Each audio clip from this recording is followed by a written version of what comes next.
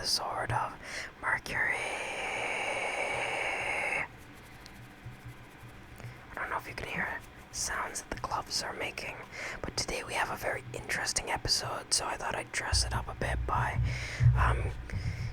having a character-inspired look. So today we're actually going to be talking about, if you're an anime fan, you're going to want to stick around for this.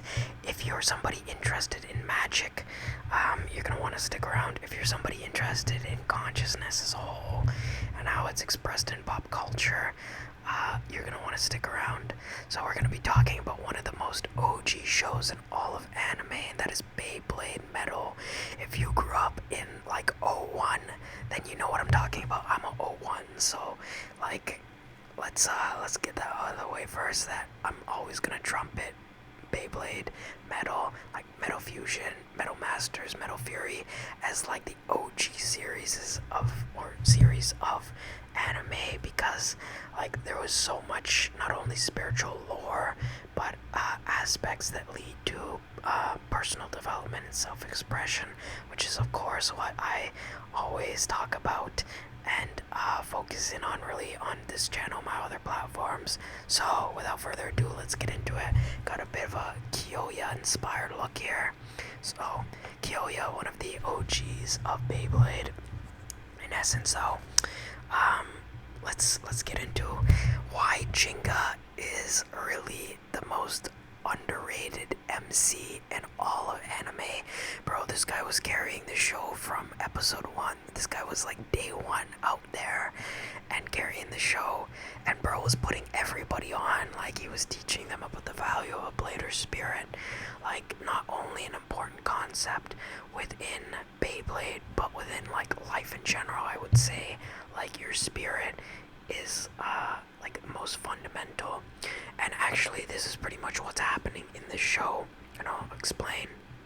Essentially, Gingka is basically like you can almost say like a sorcerer of White Magick, and what that allows him to do is carry the spirits of all his fellow Beybladers as he goes into battle, harnessing their ability. And this is actually a scientific principle that's proven in science, and you can even look into books like Biology of Belief by Bruce Lipton, and like other stuff that's similar, Becoming Supernatural, Joe Dispenza, where it talks about the concept of like wave harmony and constructive interference. And basically what happens and what it means is that like when you are like vibing with other people, you know, like you guys are like, you know, in your own vibe, you know, you got it going on, that is creating an energy field.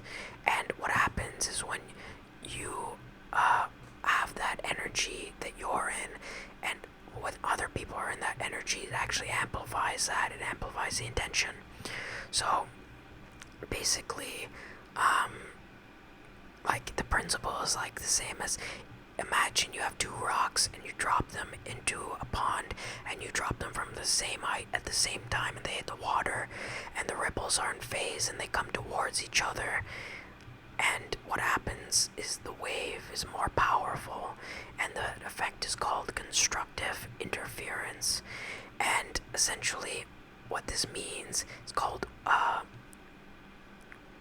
wave harmony. That's the word I was looking for, or term I was looking for, wave harmony. So essentially it means that when your energy and their energy in phase gives you more power, that you're moving around with on your feet, on your toes, very high constructive interference. So basically when, you know, like let's say in the second fight of Beyblade Metal, when Gingka's battling against Kyoya, and like Kyoya has the upper hand because, you know, he's got a new special move, you know, he was out there grinding, he was out there like, I gotta get back.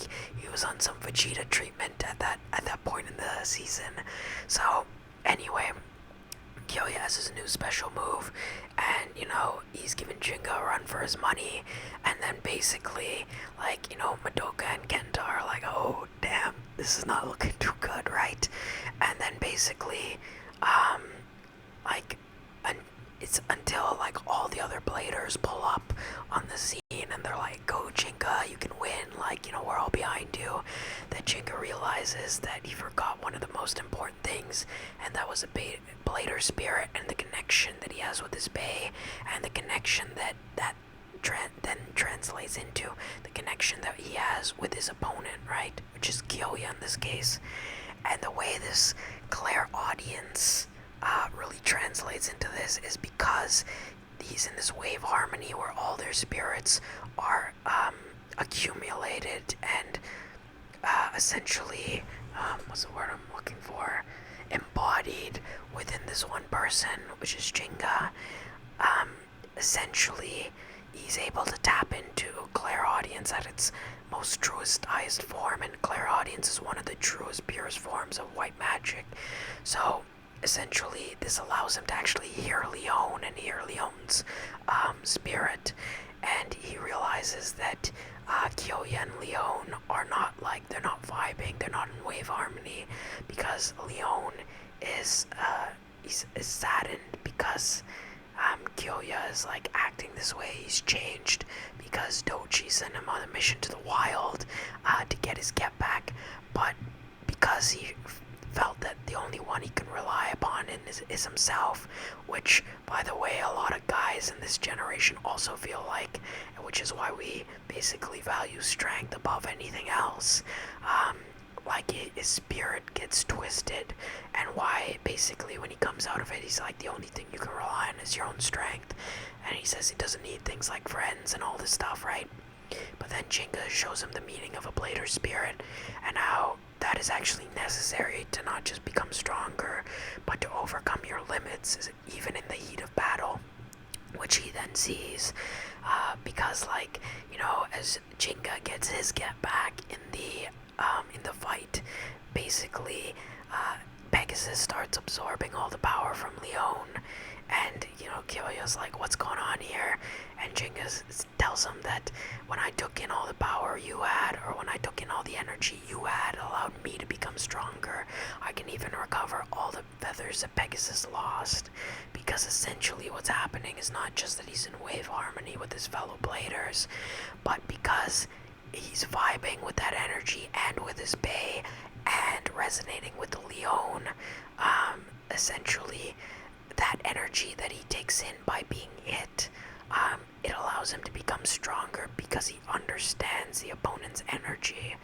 So essentially it basically means that no matter how many times he gets hit, that is only going to increase his ability to expand his own energy, because he's learning as he's fighting. He's incorporating things, and that can only be done when you are in an expressive energy, right? So, in essence, this is the thing. So, Gingka, big time underrated MC, and essentially at the end of that fight, Kyoya ends up understanding the true meaning of a Blader spirit, and he becomes one of the main characters who trumpets that, then going on into the rest of the season and the series, right? And it even allows him to go toe-to-toe with guys like Ryuga by the end of the season, right? So, he's like, you'll never touch my Blader spirit, And the whole thing behind this is that, Kyoya realizes that there's another level to strength, and it can only be found by not only connecting with your Bey, but connecting with the people and bladers around you, because not only are they cheering you on, giving you their energy as well, but essentially the bond that is created during battle allows you to grow and develop and gain insight as a blader. So that allows you to reach new heights as well, which is why Kyoya realizes the true meaning of a blader spirit right then. So, and he realizes that he was never alone in the wilderness, that he had his blader spirit, and that he had his Bey, and that was always by his side. So, in essence, that's really what happened there. And, even going into the rest of the series, like, we even see actually during the first season, during this time as well, that, like, we see the difference between, like, Jinga's training and, like, the Dark Nebula, right? Like, Dark Nebula has Kyoya training in some, like, shady building on the edge of town, where essentially, like, the area is all dark and enclosed, and basically this dark fortress that has, like, not only, like, the energy of El Drago in there, where Ryuga's healing in the chamber, because essentially he got burned out during his fight, and he needs to recover, and that dark energy is surrounding the facility, but also that essentially they're inside and they're training with stuff like technology and Beyblade simulations and whatnot. Like, you can even see it when, like, Kyoya's doing his training in the Dark Nebula headquarters and whatnot.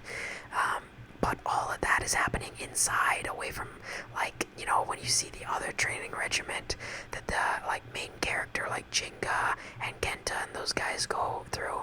What are they doing? They're battling with their friends. They're battling outside. They're battling in sunlight. They're battling in, like, nature, right? So, they're building a connection with not just the other players, but the environment too. So it's less artificial, right? And this is the concept that really comes into this series, and even this translates into real life too. A lot of people are realizing that, oh yeah, like, society wants to make us, like, stay inside and like, use technology all the time or whatever. But essentially, being outside, being in nature is, like, the natural state to be in, and that is, like, what we were meant to do to actually develop and bring out our full potential, right? So there's that. And like, you can even see with, like, what happens with, like, their progress and stuff like that, that essentially the bladers who are, like, training, like, out in the sun and nature and stuff like that, they become stronger, and there's not some, like, shallow level to, like, their connection with their bay or whatever, right? So even, like, at the end of the season, like, Ryuga realizes the value in a blader spirit, because Jinga essentially shows him that, like, the blader spirit is, like, your connection to your bay, and, like, a bay's strength is not the thing that determines who wins a battle. It's the blader spirit. So, yeah, and then, like, you can even see in, like, Metal Masters and Metal Fury, Ryuga goes off to, like, train in the wilderness in the woods and, like, do his training on his own, but he's training out in nature. He's incorporating all those other elements, though he's training by himself. So, and he just made a commitment basically to be the strongest by himself. So, yeah, there's a lot of stuff that goes on there in terms of actually, like, development. So this concept actually of, like, clairaudience is big tied to, you can't see up there, but, like, I have Archangel Raphael.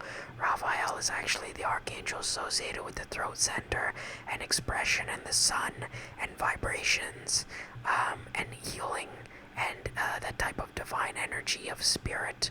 And essentially, this is, like, what it allows Jinga and these guys to tap into the aspect of clairaudience's connection to the spirit. So, in essence, though, that is, like, one of the highest forms of White Magick and Jinga's MC, because he can embody the spirits of all the bladers within himself and his bay and carry them into battle. So that is really underrated in terms of, like, Jinga's role in the series. And that's basically how he ends up defeating El Drago, because when he first confronts Ryuga, he's not in that, like, state of mind or in that state of spirit, right? He's not thinking about blader spirit. He's just thinking of, I gotta get back El Drago, right? So this is something important to kind of note, that there is basically something to what is going on with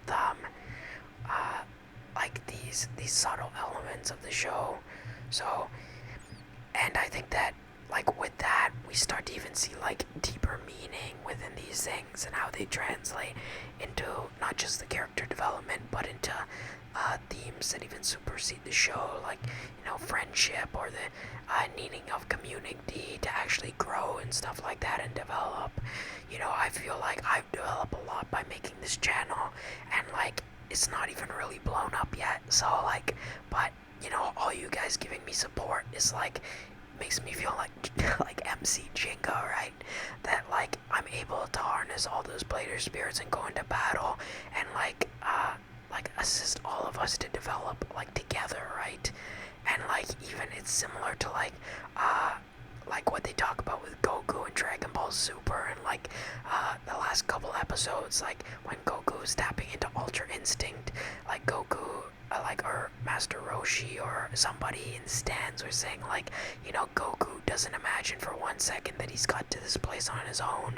It's only by battling against all of us and like being himself and like utilizing and embodying that spirit, that pure spirit, as he reached that state, and only through like developing together have they reached that state, right? So this is why, like, Kenta gets really upset in the first battle with Ryuga near the end, or when Jinka's battling Ryuga, because he basically sees, like, his hero, like, his spirit is, like, not in the battle, and not like, being in alignment with himself and his ideals of what he truly believes, that Beyblade should be fun, that it should be about, creating a connection between you and your Bey, you and your opponent, like having essentially like just enjoying it with your friends and all this stuff, right? This like very like light-hearted energy of being able to connect with like bigger, deeper concepts, right? So in essence, that is that. So he's a really underrated MC in my opinion. I'm gonna spin around here and we can look at some of the other Beyblade lore. So we can even see like, like Gingka, because his aura is blue. Actually, maybe I'll talk about this first. Like, we even see like in the end of Metal Fury when like Ryuga gives his star fragment to Kenta when he tells him he's keeping his promise. Like, Ryuga, in like my opinion, like when Ryuga lost that battle, like he was like gone from this world. The thing that brought him back to his body was Kenta basically putting all his will into the battle and expressing like how he felt that like, I made a promise to Ryuga that I would not give up until he listened, and like that's why you see like Ryuga like twitch, like his fingers twitch when he's like lying unconscious on the ground, because his spirit is being drawn back to his body, because Kenta is calling out to his energy even if it's not conscious. He's expressing himself into the field, and Ryuga's spirit senses that, so Ryuga's spirit came back to his body, and basically that's why it was like that one time, it was only for a brief shining moment, I became serious, I promised. And then, he gives his star fragment to Kenta because he was keeping his promise to him, because that is the center of truth, of expression, of authenticity. So Ryuga had to keep his word because he gave his word to Kenta that if Kenta could make him get serious, he would help Gingka and the others. So that's why his aura appears blue as well, because he's expressing his truth and he's going into that ascended state after. So he dematerializes his form and he ascends. So that's really why that happens, why his aura turns blue, because he's connecting with the aspect of truth, with the aspect of the connection between like the blader spirits, and that he's moving into this ascended state of energy. So essentially, and that's the same like aura color that basically Gingka has, right? Blue. So that's why Ryuga's aura glows up like that at the end. So he comes back to life, his aura goes blue, and he ascends. So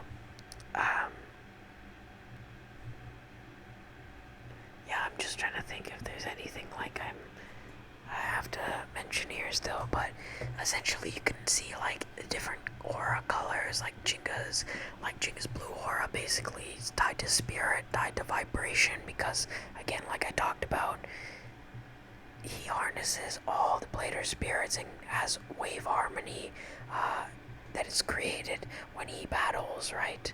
So Kyoya, he uses like his Blader spirit, but he uses it differently because Kyoya is really focused on getting as strong as possible, but by himself, but also understood the value in competing against others and having heated battles, right?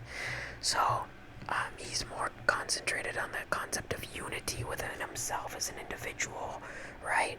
Like, how high am I able to take my potential in a unionized state with my Blader spirit and, compete with others to basically push that to its very limit, right? Such as we see in his first battle against Ryuga.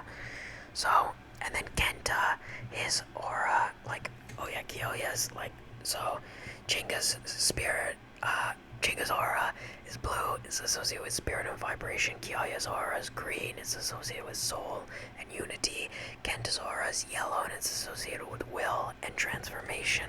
So we can see, Kenta from the very, beginning of the show to the end of the series, he basically goes from, a total newbie, who's then inspired by this MC Jinga and to develop his skills and realizes the most important thing about battle and basically implements that to his fullest potential. And by the end of the series, he becomes a legendary blader, right? Because he was willing to do whatever it took to not just become stronger, but to make the strongest blader acknowledge him and take him seriously and take his requests seriously for help. So, yeah, it's a very deep series actually. So, and then we can see things like, Ryuga's aura goes from magenta to red. And why is that? Because magenta is actually not a color on the spectrum. It's an illusory color, where it means it doesn't really exist. It's actually a color that is the absence of green, and green of course relates to the soul and the heart center. So go figure why his aura is magenta, or that color of purple when he's possessed, right? That almost magenta violet color when he's possessed. It's because he's tapping into that absence of green in his aura, that absence of soul or spirit, where he's being influenced by the dark power, right? Or possessed by the dark power. So absence of green, and then his aura in Metal Fusion or Metal Masters and Metal Fury goes to red. So in Metal Fusion, his aura is magenta, and then in Metal Masters and Metal Fury, it goes to red, because red is the opposite of green, not the absence of green, but the opposite of green. If you look on the color wheel, you'll notice that green and red are in direct opposition for each other, meaning that when you have more green light, that means there's less red light, and when you have more red light, that means there's less green light. So essentially what happens is he overcomes the dark power, and what that translates into is him freeing that hold on his soul and his spirit and the heart center. He becomes one with that energy inside his heart. He becomes one with himself and one with El Drago as a result. And that green ray is implemented, but it's channeled back properly into the system, and it is expressed in this red-orange color, because now instead of being possessed, he has almost a spiritual awakening where he's enlightened to the true thing that means the oneness of a blader and their bay. But the reason why it's red and not green or any of the other colors, or blue or anything like that, is because, remember, it's what Jinga's dad Rio talked about in Metal Fusion, that Pegasus is the star fragment that came from light, and El Drago is a star fragment that came from darkness.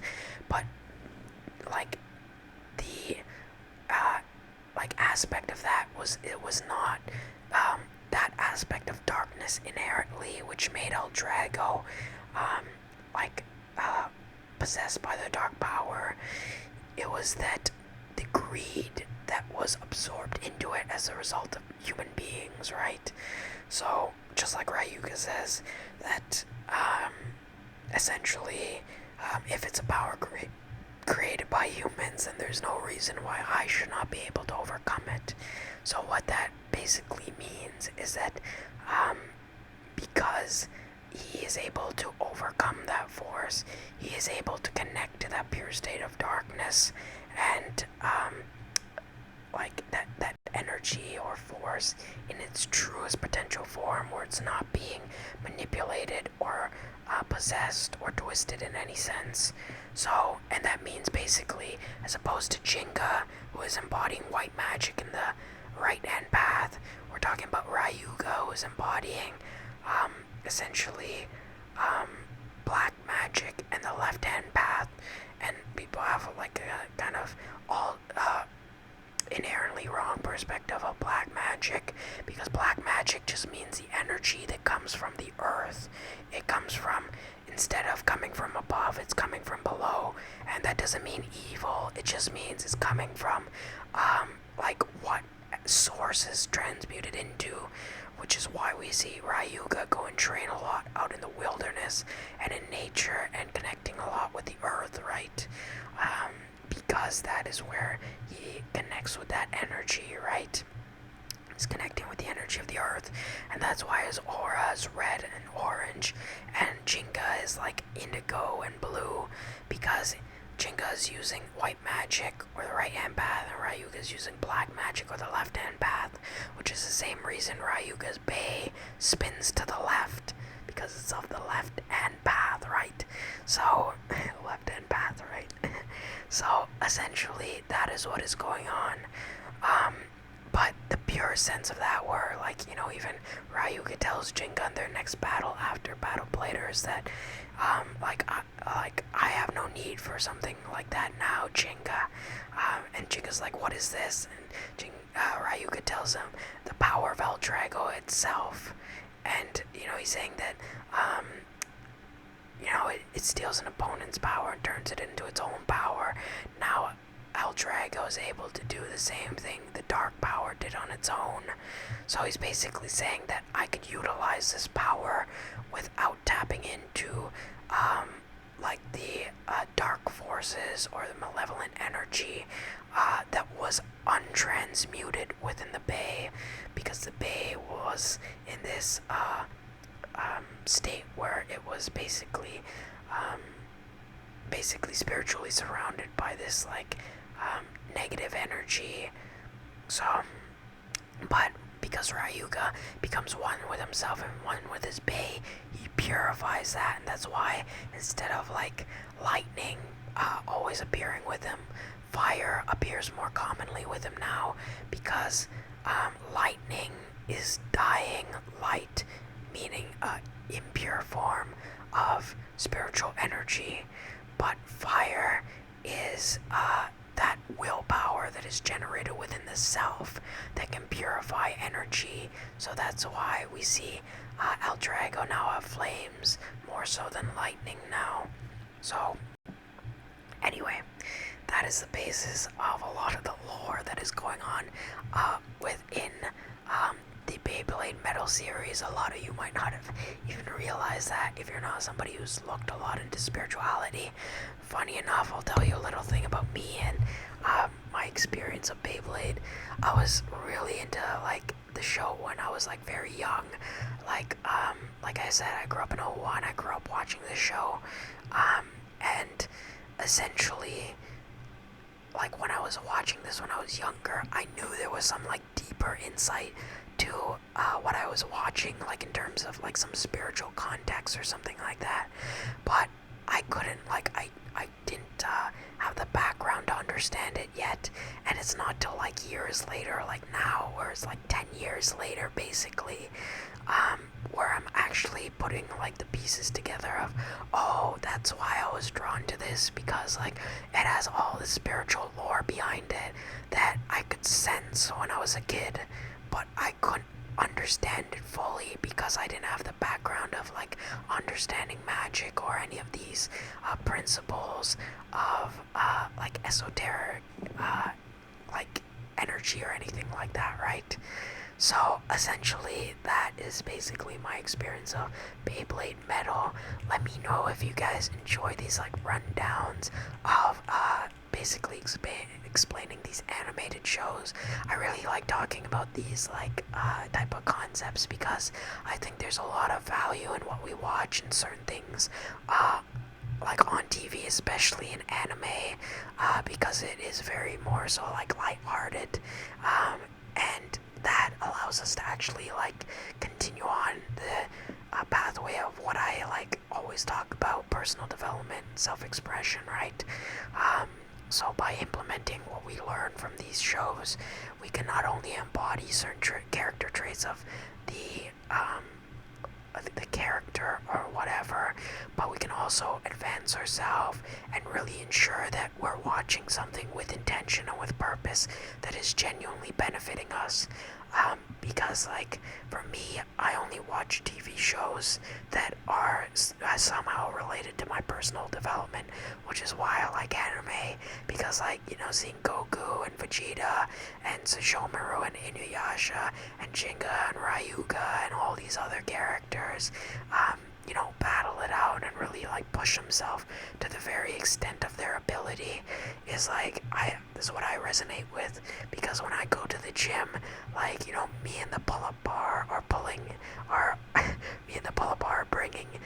each other's potential out to its highest limit. So essentially that's how I can relate it back. And same thing with like I feel like I'm gonna give you guys a little bit of spiritual lore in here that a lot of people don't know, that Beyblades, especially the lore that Doji talks about when Ryuga first wakes up and they're standing on the rooftop of the Dark Nebula headquarters, essentially like he talks about like, oh, throughout history Beyblades have been used to do this and that, but essentially if you replace the word Beyblades with gemstones, you can see how actually like things in history like gemstones were actually utilized by people to actually utilize conscious energy and focus conscious energy in order to project intention into the cosmos, and actually also to like do things like access like these divine abilities like clairaudience and stuff like that. So there's a lot of overlap between spirituality and Beyblade Metal Fusion, for example, but anime in general, I would say. In essence, so that's what I have for you today, on this sort of Mercury. I don't know if I mentioned it, but I got my Kyoya inspired look here. So let me know if maybe you guys would like to see something similar to like these like more like fun upbeat videos where I'm talking about like anime, for example. Maybe even doing some, I'm open to doing some like role plays or some like outfit inspired type videos where it's inspired by a character from anime or something like that. So let me know if in the comments if you enjoyed this type of content that I made in this video by leaving in the comment section, write or type anime if you enjoyed and want to see more of this content. Leave a comment letting me know what you enjoyed about this episode. Like and subscribe. I encourage you to do if you enjoy content like this.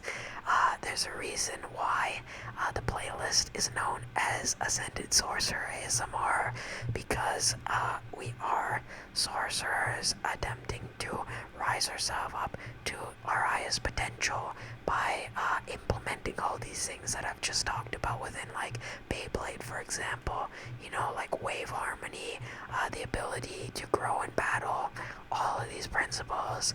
So also too, I will link in the description below my podcast that you can check out. It's called Moonstruck. I will link in the description below, where I have a whole video where I actually do an episode on Ultra Instinct and Flow, which is actually a scientific principle around consciousness and how we can optimize our efficiency to its highest potential, just like the Awakened One's new Ultra Instinct and Goku. So, if you know, you know. So yeah, that's what I have for you guys today. Brought to you by the Prince of Mercury. I love you guys. Thank you for all your support that you've given me on this channel. I really want to build this community with you guys. So please continue to support me and share these videos with friends and anybody who is interested in this content. Even if you want to share it on social media, I would not be opposed to that. Interact with me in the comment section. Follow me on Instagram at @top_sorcerer. I don't know if I mentioned that. And like I said, I will link all my stuff in the description below. So that is all that I have for you guys today. And I hope that you guys are nice and relaxed and have some snuggly dreams. And I will see you guys in the next video. Bye bye.